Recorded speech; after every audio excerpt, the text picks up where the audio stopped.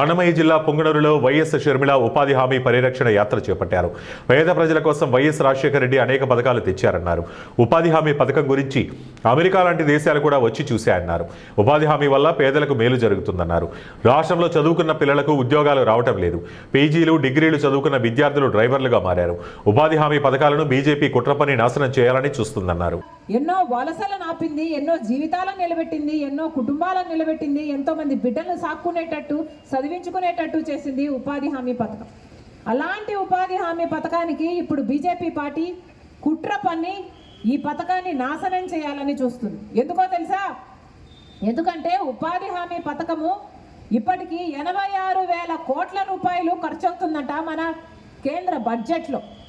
ఈ డబ్బులన్నీ ఉపాధి హామీ పనికి బీదవాళ్ళకు ఇచ్చేస్తే బీజేపీ పార్టీకి ఏమీ లాభం లేదు, వాళ్ళ బినామీలకు ఏమీ లాభం లేదు. ఉపాధి హామీ డబ్బులు నేరుగా బీదవాళ్ళకు వస్తాయి కాబట్టి వాళ్ళకి ఏ లాభము లేదు. కాబట్టి ఈ పథకానికి గండి పెడితే ఆ డబ్బులు మిగిలించుకొని వాళ్ళ బినామీలకు, వాళ్ళ నాయకులకు ఇచ్చుకోవాలన్నది బీజేపీ